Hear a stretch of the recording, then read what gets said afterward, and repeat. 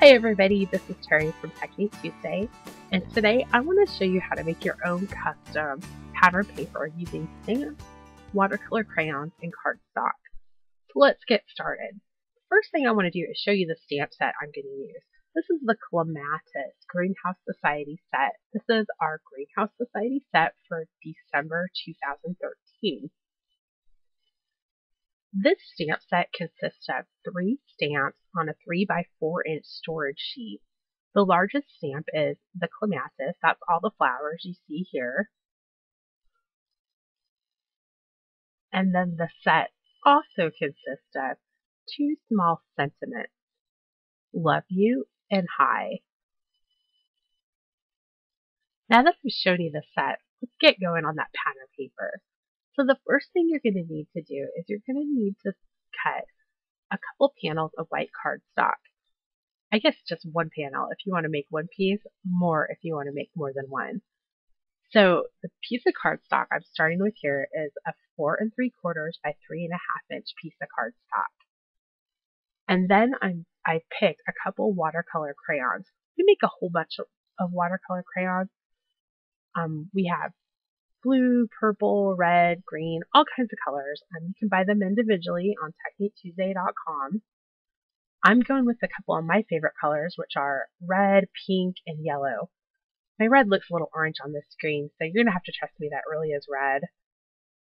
So first things first, I'm just going to scribble some of those colors onto the panel.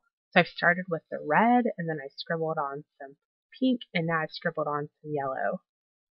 Now what I'm going to do is I'm going to take a water brush, and I'm going to spread that color. I'm going to start with the lightest color, and just spread that with water. If you don't have a water brush, just use a paintbrush or a cotton swab. Just be sure to get it really wet. In between colors, I'm going to wipe off the brush onto a paper towel.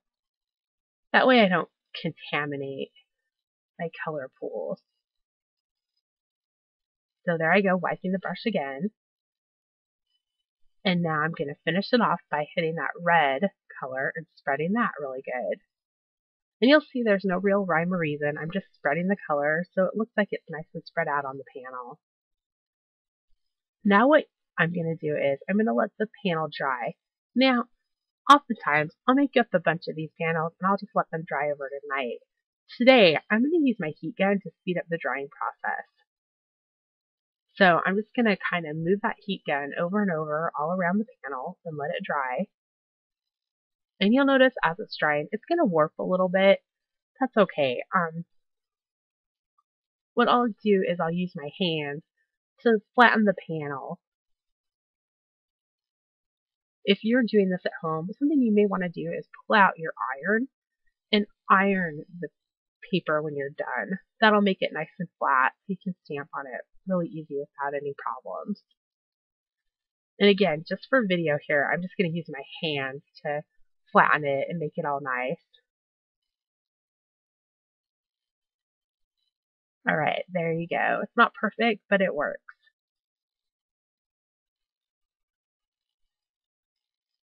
Now what I'm going to do is I'm going to get out that flower stamp, and then I'm also going to get out a black ink pad, and I'm going to do some stamping. I'm going to tap the ink pad onto the stamp and just get that stamp nice and covered.